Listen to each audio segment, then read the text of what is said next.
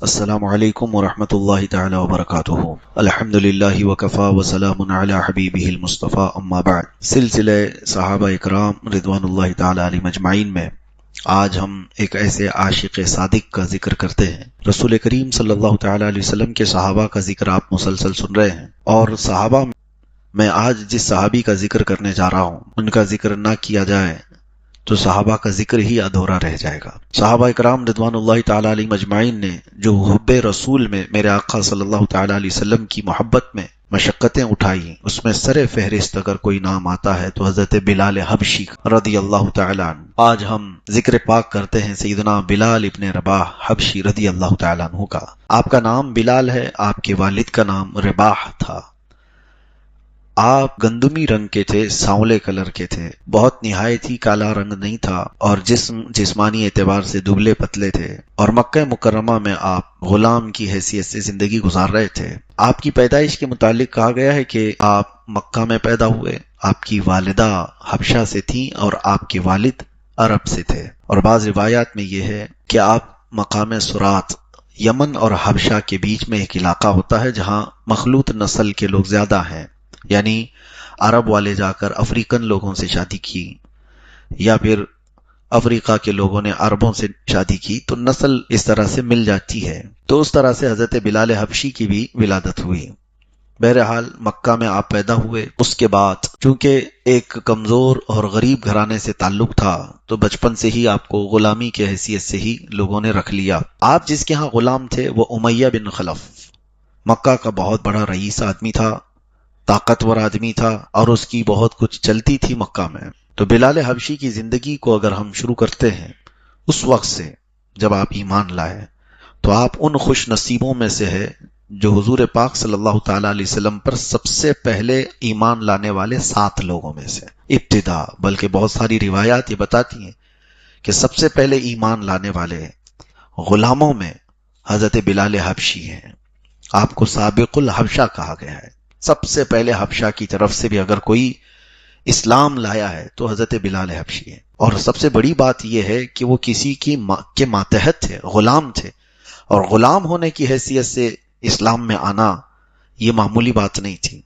جو مکہ والے مخالف تھے، وہاں کی طاقتیں جو کمزوروں کے خلاف تھیں اس وقت، اور پلس یہ کہ جس کے ماتحت میں آپ جس کی غلامی میں تھے امیہ بن خلف، وہ سخت کٹر ترین دشمن حضور پاک صلی اللہ علیہ وسلم، اسلام کا سب سے بڑا مخالف، اس کے گھر اس کی غلامی میں رہتے ہوئے ایمان لائے، اور اس کے بعد پھر ان کو اس کا انجام بھی دیکھنا پڑا۔ مسلسل تکلیفیں اٹھائی حضرت بلال حبشی نے۔ امیہ بن خلف نے حضرت بلال حبشی کا جیسے ہی اسلام اسے پتہ چلا، مکہ کے اوباش لڑکوں کو بلایا، اور اس کے بعد روزانہ ایک نئے طریقے سے آپ کو آزمایا جاتا تھا۔ شروع میں آپ کو مار کر کے، حضور صلی اللہ تعالی علیہ وسلم کی برائیاں بیان کر کے اپنے پرانے دین کی طرف آنے کے لیے اکسایا جاتا تھا، لیکن جب انہوں نے دیکھا کہ بلال بہت ہی پکا ہوتا چلا گیا ہے، بہت پکا ہے، تو پھر انہوں نے وہ تکلیفیں شروع کی جو رہتی دنیا تک وہ مثال بن گئی۔ حضرت بلال کو وہ لے کر کے جاتے تھے عرب کے صحرا میں، اور گرم تپتی ہوئی ریت میں آپ کے پورے کپڑے اتار کر کے آپ کو سلا دیا جاتا، یہاں تک کہ نوکیلے نوک والے چپل پہن کر کے نوجوان ان کے سینے پر چڑھتے تھے، اور پھر ان کے اوپر ناچتے تھے اور کہتے تھے لات اور عزا کی بڑائی بول، یعنی لات اور عزا ان کے معبودوں کے نام تھے، ان کے خداؤں کے نام تھے۔ تب حضرت بلال اس گرم تپتی ہوئی ریت میں سو کر احد کہتے تھے، یہ جملہ بار کہتے تھے، جس کا مطلب ہوتا ہے اللہ ایک ہے، میں ایک ہی کی عبادت کروں گا۔ پھر یہ تکلیفیں اتنی بڑی کہ آپ کو انگاروں پر بھی سلایا گیا، جس کی وجہ سے آپ کی پیٹھ کا گوشت گل گیا تھا، ریڑھ کی ہڈی دکھنے لگتی تھی۔ حضرت بلال اس وقت تک بھی، یہاں تک کہ آپ کو ایک ڈرم جو ہوتا ہے ٹنکی ٹائپ، اس میں دن بھر رکھ کر کے ڈھکن بند کر دیا جاتا، اور گرمی کی وجہ سے آپ کا جسم پکتا تھا۔ مسلسل کئی مہینوں نہیں کئی سال تک حضرت بلال حبشی ان تکلیفوں کو سہتے رہے، لیکن انہوں نے کبھی شکایت نہیں کی۔ اور یہ عرصہ گزرتے ہوئے جب آیا تو حضرت ابوبکر صدیق رضی اللہ تعالیٰ عنہ وہ صحابی رسول ہیں جنہوں نے اپنا مال رکھا ہی تھا غلاموں کو آزاد کرنا اور رسول اللہ کی غلامی میں لانا۔ عائشہ صدیقہ فرماتی ہیں میرے باپ حضرت ابوبکر رضی اللہ تعالیٰ عنہ نے اپنے مال سے جن غلاموں کو آزاد کروایا ان میں سے بلال حبشی بھی تھے۔ اس کے حضرت بلال کے مالک سے جا کر کے آپ نے سودا طے کیا کہ بلال کو بیچ دو، تو حضرت بلال حبشی کو حضرت ابوبکر صدیق رضی اللہ تعالیٰ عنہ نے اس وقت 200 اوقیہ چاندی، اس وقت چاندی کا رواج تھا، سکے 200 جو آج کی قیمت کے اعتبار سے لاکھوں بن جاتے ہیں، وہ دے کر کے امیہ بن خلف سے حضرت بلال کو خرید لیا۔ بعض روایات میں ہے کہ 500 اوقیہ سونا دے کر کے آپ نے خریدا۔ تو اس وقت کئی لوگوں نے تانا مارا، کہا کہ بلال کو یہ تو 10 درہم میں بھی بیچا جا سکتا تھا، اگر اس کی قیمت 10 درہم بھی لگا دیتے تو اس کو بیچ دیتے، اتنی زیادہ قیمت حضرت بلال حبشی کے خریدنے میں، اتنی زیادہ قیمت۔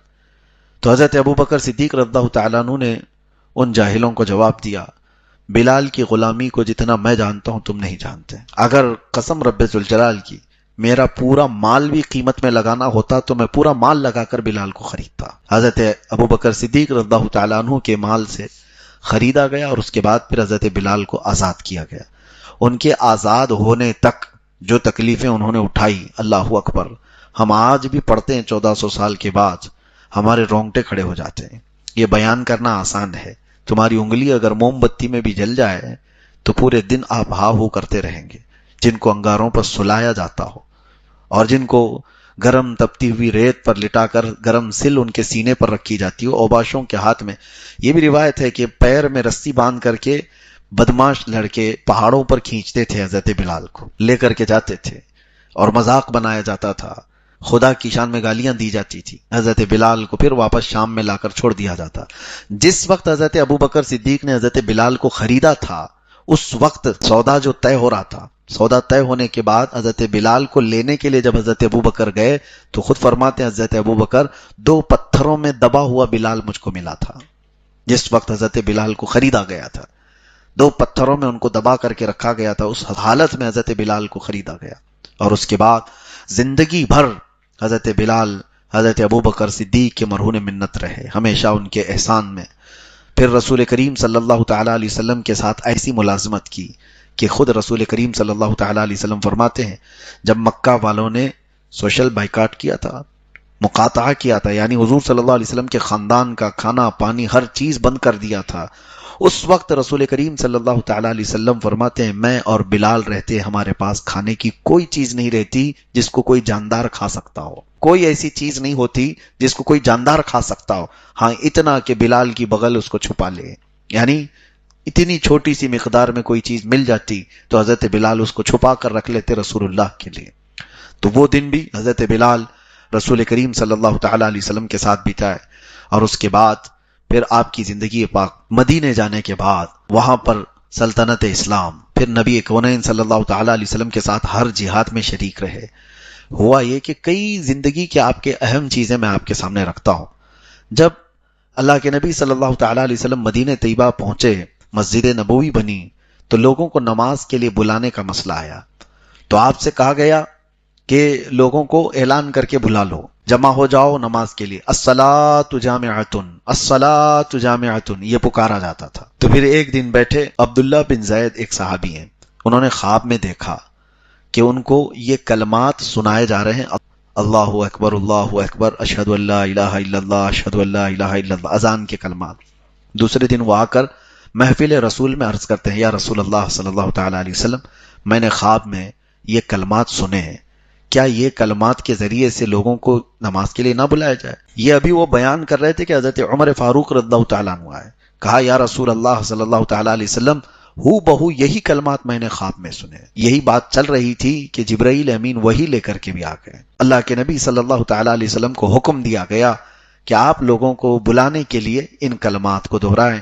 پھر حضور صلی اللہ تعالیٰ علیہ وسلم نے عبداللہ بن زید جو صحابی جنہوں نے خواب دیکھا تھا ان کو حکم دیا کہ جاؤ بلال کو یہ کلمات سکھا دو۔ حضرت بلال کو یہ کلمات سکھائے گئے اور حضور صلی اللہ تعالیٰ علیہ وسلم نے سب سے پہلا اپنا مؤذن کسی کو بنایا تو بلال حبشی کو بنایا۔ جب وہ پھر آواز دیتے تھے مدینہ طیبہ میں تو شروع میں ان کی زبان کی وجہ سے لوگ اجنبیت محسوس کرتے تھے، کیونکہ عرب وہ فصیح عربی کو جس طرح سے پسند کرتے ہیں، تو حضرت بلال کی اذان کے سلسلے میں وہاں کے لوگ اس کو اس طرح سے دیکھنے لگے کہ ایک غلام زادہ ہے، غلام ہے اور عربی کے کلمات پکار رہا ہے، تو اللہ کے نبی صلی اللہ تعالیٰ علیہ وسلم کو جب یہ پتہ چلا تو آپ نے فرمایا تم لوگوں کو اندازہ نہیں، بلال کی اذان کو اللہ پسند فرماتا ہے، اللہ تعالیٰ پسند فرماتا ہے۔ پھر سفر میں، حضر میں، ہر جگہ بلال حبشی کو اذان کے لیے مقرر کیا گیا، یہاں تک کہ ایک مرتبہ کا یہ واقعہ بھی ہے کہ اللہ کے نبی صلی اللہ تعالیٰ علیہ وسلم اکثر، ہاں یہ بھی میں آپ کو بتا دوں، اذان کے بعد ایک مرتبہ ایسا ہوا کہ اذان دینے کے بعد حضرت بلال کی ایک عادت یہ بھی تھی، مسجد میں اذان دیتے تھے اور پھر جا کر کے رسول اللہ کے گھر کے سامنے کھڑے ہو کر الصلاۃ علیک یا رسول اللہ یہ بھی کہتے تھے۔ یہ سنیوں کا طریقہ رہا ہے، مسجدوں میں بھی اذان کے بعد جماعت ہونے سے پہلے ہمارے ہاں صلاۃ پکاری جاتی ہے۔ یہ حضرت بلال حبشی اذان دے کر کے رسول اللہ کے حجرے کے پاس جا کر کھڑے ہوتے تھے اور حضور پر سلام بھیجتے تھے۔ اللہ کے نبی صلی اللہ علیہ وسلم حضرت بلال کی یہ آواز سن کر کے اپنے حجرے سے نکلتے، جیسے ہی حضور اپنے حجرے سے نکلتے بلال حبشی اقامت شروع کر دیتے تھے، یہ روایات میں ہے۔ اور ایک مرتبہ ایسا ہوا کہ حضور پاک صلی اللہ، ہاں یہ بھی روایت ہے کہ گھر کے پاس کھڑے ہوتے تھے حضور کے اور حی علی الصلاح حی علی الفلاح الصلاۃ علیک یا رسول اللہ، یعنی حضور کو بلانے کے لیے الگ کلمات تھے، یا رسول اللہ نماز کے لیے آ جائیے، کامیابی کے لیے آ جائیے، حضور مسکراتے تھے ان کے ان الفاظ پر۔ ایک بار یہ ہوا کہ عشاء کی اذان ہو چکی اور نبی پاک صلی اللہ تعالیٰ علیہ وسلم حجرے سے باہر نہیں آئے، تو بہت دیر انتظار ہوا، تو حضرت بلال حبشی ان سے کہا گیا کہ نہیں، رسول کریم صلی اللہ علیہ وسلم سوئے ہوئے ہیں، آرام فرما رہے ہیں۔ تو گئے حجرے کے پاس، جا کر کھڑے ہو کر کے انہوں نے زور سے یوں پکارا الصلاۃ خیر من النوم، نماز نیند سے بہتر ہے۔ پھر کہا نماز نیند سے بہتر، حضور تشریف لے آئے۔ کہا بلال کیا ہی عمدہ کلمات تم نے بیان کیے، کیا ہی اچھا ہو کہ یہ کلمات ہر دن فجر میں اذان کے ساتھ شامل کیے جائیں۔ یہ حضرت بلال کے کلمات سے، الصلاۃ خیر من النوم ہم جو کہتے ہیں فجر میں، یہ حضرت بلال نے حضور پاک صلی اللہ تعالیٰ علیہ وسلم کی بارگاہ میں بڑے ادب سے عرض کیے تھے اور حضور نے اس کو پسند فرمایا اور اذان میں ہمیشہ کے لیے شامل کیا۔ ایک مرتبہ سفر میں رسول پاک صلی اللہ تعالیٰ علیہ وسلم نے فرمایا بلال ہماری نماز کی حفاظت کرنا، رات ہو گئی تھی اور فجر میں اٹھنا تھا، جیسے ہم آپ کو بول کر کے سوئیں، آپ ہم کو بول کر کے سوئیں، رسول پاک صلی اللہ تعالیٰ علیہ وسلم آرام کرنا ہوتا تو بلال حبشی کو بول کے سوتے کہ بلال ہماری نماز کی حفاظت کرنا۔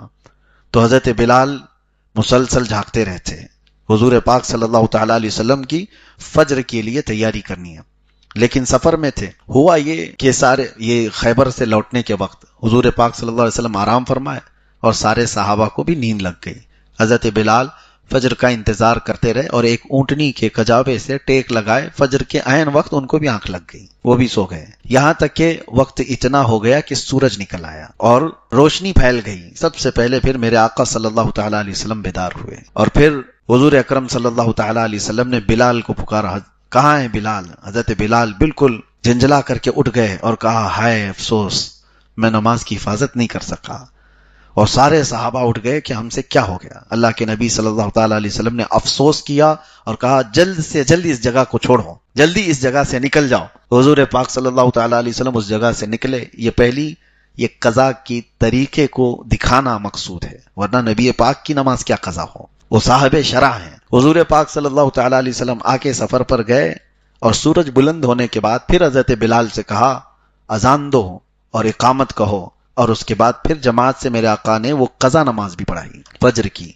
تو اس کے بعد اللہ کے نبی صلی اللہ علیہ وسلم نے فرمایا جس سے نماز چھوٹ گئی جیسے یاد آئے فوراً اپنی نماز کو قضا کر لے۔ یہ امت کے درس کے لیے تھا۔ کوئی اگر یہ کہے کہ حضور سے بھی نماز چھوٹتی تھی، ہمارا کیا ہے، معاذ اللہ رب العالمین۔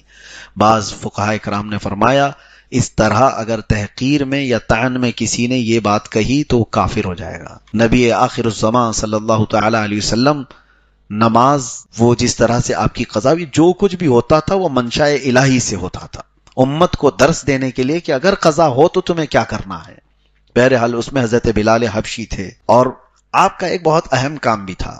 نجاشی بادشاہ جو ہے اس نے 3 نیزے حضور کو ہدیتاً دیا تھا۔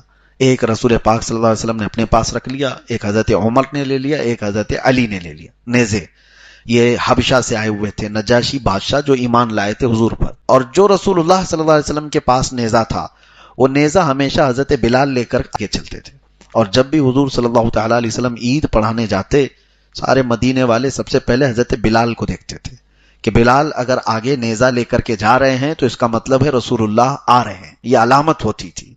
اور حضرت بلال سیدھے جا کر کے وہ نیزہ میدان میں گاڑ دیتے تھے اور اس کے پاس ہی میرے آقا صلی اللہ علیہ وسلم عید کی نماز پڑھاتے تھے۔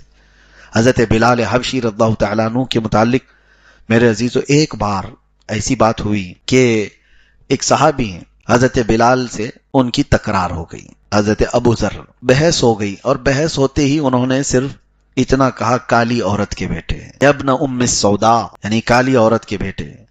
تو حضرت بلال کے دل پر یہ بات تھوڑی لگی، انہوں نے رسول اللہ صلی اللہ تعالیٰ علیہ وسلم کی بارگاہ میں جا کر کہا، یا رسول اللہ صلی اللہ علیہ وسلم، میرے ساتھی نے مجھے اس طرح سے طعن کیا، کالی ماں کے بیٹے۔ تو حضور پاک صلی اللہ تعالیٰ علیہ وسلم اتنے جلال میں باہر تشریف لائے تھے کہ صحابہ سب کے سب حیرت زدہ تھے، ڈرے ہوئے تھے۔ حضور نے ان کو بلایا اور کہا، افیک الجاہلیہ، ابھی تمہارے اندر زمانے جاہلیت کی بدبو آ رہی ہے؟ 3 بار حضور نے فرمایا اور اس کے بعد واپس حضور چلے گئے۔ اس صحابی کو اتنا دکھ پہنچا جنہوں نے حضرت بلال کو یہ کہا تھا، ان کو احساس ہوا، ندامت ہوئی۔ اس کے بعد آتے ہیں حضرت بلال کا ہاتھ پکڑ کر کے اور مسجد نبوی میں اندر آ کر لیٹ جاتے ہیں اور کہتے ہیں، بلال مجھ سے خطا ہوئی، میں نے تکرار میں اور انجانے میں تم کو اس طرح کا جملہ کہا، اور رسول اللہ کی ناراضگی مجھے برداشت نہیں ہے، تم کو کالا کہنے سے میرے نبی ناراض ہیں، لہٰذا تم مجھے معاف کرو۔ اور معاف کرنے کا طریقہ یہ ہے کہ تم اپنا یہ کالا پیر میرے چہرے پر رگڑ دو، میں نیچے لیٹتا ہوں، تم اپنا پیر میرے چہرے پر رکھو۔ حضرت بلال نے فوراً ان کو اٹھا لیا اور کہا، نہیں، جس کے تم غلام ہو اس کا میں بھی غلام ہوں، میرا پیر تمہارے چہرے پر نہیں ہوگا۔ اور دونوں سینہ آپس میں لگائے۔ یہ اللہ کے نبی صلی اللہ تعالیٰ علیہ وسلم نے حضرت بلال کی فضیلت ایک جگہ نہیں کئی مرتبہ بیان فرمائی، جب وہ اذان دیتے تھے اس وقت، جب یہ تکرار ہوئی اس وقت۔ اور ایک بات میں آپ کو بتاتا ہوں، حضرت بلال رضی اللہ تعالیٰ عنہ کا جو مقام و مرتبہ ہے، زندگی بھر رسول اللہ صلی اللہ تعالیٰ علیہ وسلم کی معیت میں اذان دیتے رہے۔ 7 ہجری مکہ کے فتح کا دن تھا۔ فتح مکہ کے دن 10,000 صحابہ کی جماعت میں حضور صلی اللہ تعالیٰ علیہ وسلم تشریف لا رہے تھے، اور اس وقت جانتے ہیں سب سے پہلے حضور صلی اللہ تعالیٰ علیہ وسلم کی اونٹنی کی رسی پکڑ کر چلنے والے حضرت بلال حبشی تھے۔ ان کے داخل ہونے کی شان ہی الگ تھی، وہ تڑپائے گئے تھے، مارے گئے تھے مکہ میں، کون سا ظلم ان کے ساتھ نہیں ہوا تھا مکہ میں۔ ہجرت کے بعد جب میرے آقا صلی اللہ تعالیٰ علیہ وسلم مدینہ طیبہ تشریف لے گئے تھے تو ان کو بھائی چارگی میں ایک صحابی ہیں ابو رویحہ، ان کا بھائی بنایا تھا، ان کے ساتھ رہتے تھے، ایک روایت میں عبیدہ بن حارث کے ساتھ۔ بہرحال جب مکہ میں داخل ہوئے اور فتح مکہ میں پہلے نبی کریم صلی اللہ تعالیٰ علیہ وسلم خانہ کعبہ کے اندر گئے، سارے بتوں کو وہاں سے نکال کر پاک کیا۔ خانہ کعبہ کو صاف کرنے کے بعد حضور کریم صلی اللہ تعالیٰ علیہ وسلم باہر تشریف لائے اور حرم کعبہ میں پہلی اذان دینی تھی تو حضرت بلال سے کہا گیا کعبے کی چھت پر چڑھ کر اذان دو۔ کہیں سے بھی اذان دیتے، کعبے کی چھت پر چڑھ کر کے اذان دو۔ وہ جوش محبت میں تھے حضرت بلال کہ وہ مکہ، کیونکہ ہجرت کے بعد کئی مرتبہ ایسا ہوتا کہ آپ کو بخار آیا، بیمار ہوئے صحابہ جب ہجرت کر کے گئے، کیونکہ مدینہ اس وقت یثرب نام تھا اور بیماریوں کا گڑھ سمجھا جاتا تھا، جو بھی جاتا تھا بیمار ہو جاتا، کئی طرح کے بخار اس کو لگ جاتے تھے۔ لیکن اس یثرب کو میرے آقا صلی اللہ تعالیٰ علیہ وسلم نے طیبہ بنایا، بلکہ بیماریوں کی شفا کا مرکز بنایا۔ حضرت بلال اس وقت یہ گنگناتے تھے اشعار میں کہ کیا میں وہ مکہ کبھی پہنچ سکتا ہوں، کیا اس کی مٹی میں دیکھ سکتا ہوں۔ تو ایک بار حضور پاک صلی اللہ تعالیٰ علیہ وسلم کی بارگاہ میں ان کی یہ بات پہنچی کہ مکہ کے متعلق اس طرح کی بات کرتے ہیں کہ کیا مجھے وہ دیکھنا ملے گا۔ اللہ کے نبی صلی اللہ تعالیٰ علیہ وسلم نے فرمایا، اسی دن اللہ کے نبی نے یہ دعا کی کہ اے اللہ، جس طرح ان کے دلوں میں مکہ کی محبت ہے تو ان کے دلوں میں مدینے کی محبت ڈال۔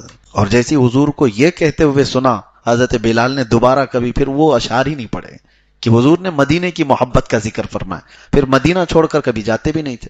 خیر، جب خانہ کعبہ کی چھت پر چڑھ کر کے اذان دینے کی بات آئی ہے، وہ پورے محبت میں جوش میں وہ چڑھ تو گئے، اور اس کے بعد پھر وہ دیکھتے رہے کہ کس طرف منہ کر کے اذان دوں۔ کعبے کی طرف منہ کر کے اذان دیا جاتا ہے اور کعبہ نیچے ہے، بلال اوپر ہے۔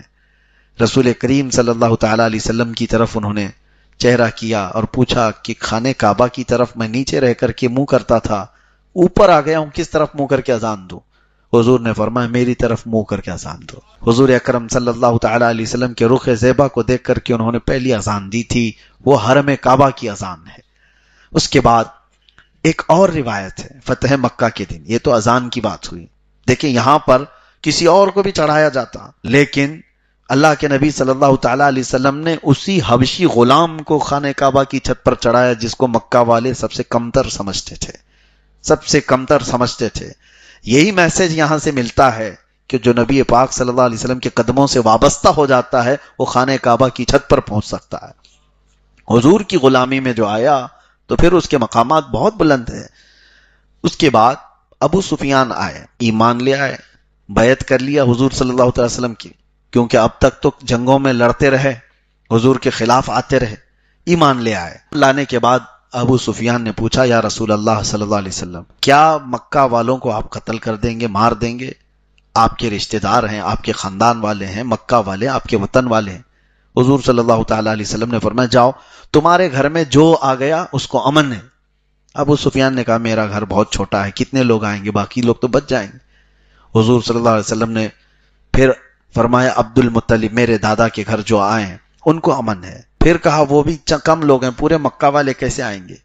حضور صلی اللہ علیہ وسلم نے فرمایا جو اپنے گھروں کے دروازے بند کر لیں وہ بھی امن میں ہیں۔ ابو سفیان نے کہا جو گلیوں میں رہ گئے ان کا کیا ہوگا؟ حضور صلی اللہ علیہ وسلم نے فرمایا جو حرم میں آ گئے ہیں ان کو بھی امن ہے۔ پھر کہا جو نہیں آ سکتے، تو یہ ایک آخری بات تھی۔ حضور صلی اللہ علیہ وسلم نے آخر میں جو چیز بیان فرمائی وہی بیان کرنا ہے۔ حضور فرماتے ہیں بلال کا جھنڈا بناؤ۔ بلال کا جھنڈا، یہ حضرت بلال کا ایک جھنڈا بنایا گیا تھا فتح مکہ کے تھے، اور ابو رویحہ جو ان کے بھائی تھے مدینے کے، ان سے کہا گیا کہ میدان میں لے جا کر کے بلال حبشی کا جھنڈا کہہ کر گاڑو۔ بلال حبشی کا جھنڈا کیوں بنایا گیا اس دن؟ اور پھر ابو سفیان سے کہا گیا کہ جاؤ مکہ والوں کو اعلان کر دو جو بلال کے جھنڈے کے نیچے آ گیا اسے امان ہے۔ ایک عجیب بات ہے، بلال کا جھنڈا، وہاں حرم میں داخل ہونے والوں کو بھی امن ہے، ابو سفیان کے گھر میں آنے والوں کو بھی امن ہے، جو نہیں آ سکتے۔ میرے عزیزوں، ایک بہت ہی اہم بات ہے، شاید دنیا میں کسی نے اس انداز سے ان کے ظلم کا بدلہ نہیں لیا ہوگا۔ مکہ والے جو بلال حبشی کو سب سے کمتر سمجھتے تھے، آج وہ اپنی جان کی امان پانے کے لیے بلال کے قدموں میں آنے پر مجبور ہو گئے تھے، حضرت بلال کی نسبت لینے پر مجبور ہو گئے تھے۔ جو ان کو کبھی پیروں میں رسی ڈال کر کھینچتے تھے آج وہ ان کے پیروں میں آنے کو مجبور ہو گئے تھے، کیونکہ جان بچانا ہے تو یہی طریقہ تھا۔ اور آئے بھی ایک دو نہیں، بڑے رئیس لوگ، بڑے مالدار لوگ جن کو جان بچانا تھا وہ بلال کے جھنڈے کے نیچے آئے۔ تو یہ بڑا معاملہ تھا۔ فتح مکہ کے دن اللہ کے نبی صلی اللہ تعالی علیہ وسلم نے حضرت بلال کو وہ مقام دیا، اس وجہ سے بھی کہ بلال وہ تنہا صحابی ہیں جن کا مکہ میں کوئی رشتہ داری بھی نہیں تھی، سوائے رسول اللہ کی غلامی کے ان کے کوئی رشتہ دار مکہ میں نہیں تھے۔ نبی پاک صلی اللہ تعالی علیہ وسلم فتح مکہ کے بعد اس کے کئی واقعات حضرت بلال کی زندگی میں ہیں۔ سب سے بڑی بات یہ ہے کہ آخری زمانے تک میرے آقا صلی اللہ تعالی علیہ وسلم کی ظاہری حیات کے آپ ہی اذان دیتے رہے، اقامت کی پابندی کرتے رہے، اور جس دن میرے آقا صلی اللہ علیہ وسلم کی وفات ہوئی اس دن وہ بے ہوش ہو گئے، اذان نہیں دے پا رہے تھے۔ صحابہ اکرام ان کو سنبھالتے رہے، اور اس کے بعد پھر حضرت ابوبکر صدیق جیسی خلافت پر بیٹھے۔ حضرت بلال نے کہا کہ آپ کا بڑا احسان ہے مجھ پر، آپ کا بڑا احسان ہے، آپ نے مجھے آزاد کروایا، اگر آپ آزاد کرنے کے بدلے مجھے کچھ بھی حکم دیں تو میں تو مانوں گا، لیکن اگر آپ نے اللہ اس کے رسول کی رضا کے لیے مجھے آزاد کرایا تو مجھے اب تنہا جینے کا اختیار دیا جائے، مجھے اذان دینے پر مجبور نہ کیا جائے۔ تو آپ کو آزاد رکھا گیا کہ آپ کی جیسی مرضی۔ پھر وہ وقت آیا کہ آپ مدینہ طیبہ سے نکل کر کے جا رہے تھے، یہ کہتے ہوئے کہ مجھے جہاد میں بھیجا جائے کہ رسول اللہ صلی اللہ علیہ وسلم کے بعد زندگی جینے کا کوئی مزہ نہیں ہے، میں شہید ہونا چاہتا ہوں، ملک شام مجھے بھیجا جائے۔ تو حضرت ابوبکر نے ان سے کہا تھا کہ اے بلال، میری عمر کا آخری حصہ ہے، میں چاہتا ہوں کہ جیسے رسول اللہ کے قریب تم رہے، تمہیں دیکھ کر کے مجھے میرے مصطفیٰ کی یاد آتی ہے، تم میرے ارد گرد رہو۔ تو حضرت ابوبکر کی بات پر وہ اتنے دن تک رہے، اور اس کے بعد جیسی حضرت عمر بیٹھے ان سے کہا مجھے ملک شام بھیج دیا جائے۔ ملک شام ان کو بھیج دیا گیا، کیونکہ وہ حضرت عمر بھی وہی بات کر رہے تھے جو حضرت ابوبکر کہہ رہے تھے کہ بلال، اچھا یہ بات بھی میں آپ کو بتاؤں کہ حضرت عمر کا معمول یہ تھا، ایک بار ابو سفیان سردار مکہ ہے، یہ لوگ ملنے کے لیے آئے حضرت عمر فاروق کے پاس. اسی وقت حضرت بلال، حضرت مقداد، حضرت صہیب یہ لوگ بھی آئے. اور اس وقت جب وہ بڑے رئیس آئے اور ادھر غلام زادے آئے، حضرت عمر نے کہا پہلے بلال کو بلاؤ، امیر المومنین پہلے ان کو بلاؤ. تو ابو سفیان اور دوسرے لوگوں نے یہ بات بھی کہی تھی، سرداروں کو چھوڑ دیا گیا اور ہمارے سامنے کے غلاموں کو خلیفہ وقت بلا کر بات کر رہے ہیں. تو ان کے ہی ساتھیوں میں سے کسی نے یہ بھی کہا کہ اس چیز کو ذکر کرنا فضول ہے، بلال وہ شخص ہے جب رسول اللہ ہمیں دین کی دعوت دے رہے تھے، ہم ان کو مار رہے تھے اور یہ رسول اللہ کے قدموں میں بیٹھے ہوئے تھے، ان کا حق ہے. اور حضرت عمر جب بلال کو بلاتے تھے تو کیا کہتے تھے پتہ ہے؟ یا سیدنا بلال، اے ہمارے آقا بلال آئیے. حضرت بلال کہتے تھے امیر المومنین آپ مجھے آقا کہہ کر کیوں پکارتے ہیں، آپ مجھے سیدنا کیوں کہتے ہیں؟ حضرت عمر رونے لگتے اور کہتے بلال ذرا اپنا وہ جبہ اٹھاؤ تاکہ میں وہ دیکھوں جو پیٹھ پر تمہارے زخم ہیں رسول اللہ کی محبت میں لیے ہوئے، میں ان کو بوسہ دوں، یہی میری زندگی کی بڑی قسمت کی بات ہے. حضرت بلال کی اتنی تعظیم کرتے تھے. عمر فاروق رضی اللہ تعالیٰ کبھی حضرت ابوبکر صدیق کی بھی تعریف کرتے تو یوں کہتے، حضرت عمر یوں کہتے ہمارے سردار ابو بکر نے ہمارے سردار بلال کو آزاد کرایا ہے. دونوں کو سردار کہتے تھے، آقا کہتے تھے، جبکہ وہ غلام زادے تھے. تو حضرت عمر کی بات پر وہ رہے نہیں، مدینے میں ملک شام چلے گئے، تنہائی میں جیتے رہے. جہاد کے سلسلے میں گئے تھے لیکن وہاں زیادہ دن رہ نہ پائے. ایک دن خواب میں رسول اللہ صلی اللہ علیہ وسلم کو دیکھا. اللہ کے نبی صلی اللہ تعالی علیہ وسلم یہ فرما رہے تھے کہ اے بلال اتنی بھی دوری کیوں، کیا ہماری یاد نہیں آتی؟ تڑپ کر کے اٹھ بیٹھے، بستر کو چھوڑ دیا. اللہ کے نبی صلی اللہ علیہ وسلم کو جیسے ہی خواب میں دیکھا، ملک شام سے ایسا سفر کیا انہوں نے، نہ پہاڑوں کو دیکھا نہ صحراؤں کو دیکھا، مدینے کی طرف وہ رواں دواں ہوئے اور کئی دن کی مشقتوں کے سفر کے بعد مدینے پہنچے تو سیدھے پوچھتے تھے کہ این رسول اللہ، اللہ کے رسول کہاں ہیں؟ تو وہ وارفتگی میں، محبت میں، اور پھر جب روضہ رسول کے پاس جاتے تو بے ہوش ہو کر گر جاتے تھے، غش کھا کر گرتے، لوگ ان کا انتظار کرتے، ہوش میں آتے، ان کو اٹھایا جاتا اللہ کے نبی صلی اللہ تعالیٰ علیہ وسلم کی قبر انور کو دیکھ کر. اب سنیے، اس وقت حضرت عمر نے آ کر کے ان سے کہا بلال ایک بار وہ اذان دو جو رسول اللہ کے زمانے میں دیتے تھے. منع کر دیا، کہا کہ امیر المومنین آپ کے حکم عدولی تو نہیں کر سکتا، لیکن میرے لیے مسئلہ یہ ہے کہ جب میں اذان دیتا اشہد ان محمد الرسول اللہ پر پہنچتا تو سامنے چہرے رسول کو دیکھتا تھا. میرے آقا صلی اللہ تعالیٰ علیہ وسلم کو دیکھ کر کے میں اپنی اذان مکمل کرتا تھا. اب مجھے آپ اذان کے لیے کہہ رہے ہیں، جب چہرے اقدس نظر نہ آئے تو پھر کیا ہوگا؟ کئی صحابہ نے اصرار کیا تو انہوں نے اذان دینے سے منع کیا. اسی اثنا میں حسنین کریمین کو بھی پتا چلا کہ بلال آئے ہیں. امام حسن اور امام حسین رضی اللہ تعالیٰ عنہ دوڑتے ہوئے وہ مسجد نبوی میں آئے. جیسے ہی ان کو دیکھا حضرت بلال لپک کر کے ان کے سامنے جھک گئے اور کہا ظاہر سی بات ہے شباہت تھی رسول اللہ کی ان کے چہروں میں، نبی کونین صلی اللہ تعالیٰ علیہ وسلم کی آل تھی. انہیں چوم ہی رہے تھے کہ دونوں نواسائے رسول نے حضرت بلال سے کہا اے بلال وہ اذان دو جو رسول اللہ کے زمانے میں دیتے تھے. حضرت بلال نے اب منع نہیں کیا، چڑھ گئے میزنا پر جہاں سے اذان دیتے تھے، اور جیسی ہی حضرت بلال نے اذان کی آواز شروع کی، فرمایا گیا روایات میں ہے گھر کی عورتیں باہر سے نکل گئیں. مدینہ طیبہ میں سب ایک آواز، اور سارے لوگ دوڑتے ہوئے مسجد نبوی کی طرف بھاگ رہے تھے. عورتیں گھروں سے نکل کر کے آواز جیسی سنی، ایک جملہ کہہ رہی تھی ابعث رسول اللہ، کہ اللہ کے رسول دوبارہ آ چکے. اس آواز کو سنتے ہی ہر کوئی کہہ رہا تھا کہ اللہ کے رسول دوبارہ آ گئے. آواز میں وہ جاذبیت تھی، آواز میں وہ اثر تھا کہ وہ نبی پاک صلی اللہ علیہ وسلم کا زمانہ یاد دلا دیا. اس کے بعد حضرت بلال اشہد ان محمد رسول اللہ تک پہنچے تھے. پورا مدینہ جمع ہو گیا تھا، پورا مدینہ ان کے اطراف تھا، اور جیسے ہی وہ وہاں پہنچے وہ لڑکھڑا کر کے زمین پر گر گئے. صحابہ اکرام رضوان اللہ تعالی علیہ مجمعین کہتے ہیں رسول اللہ صلی اللہ علیہ وسلم کی وفات کے وقت جتنا مدینے والے روئے تھے اور اس کے بعد بلال کی اذان پر جتنا روئے، مدینہ اتنا کبھی نہیں رویا تھا. حضرت بلال کی اذان پر پورا مدینہ رو پڑا تھا، کیونکہ وہ زمانہ پھر سے یاد آ گیا تھا.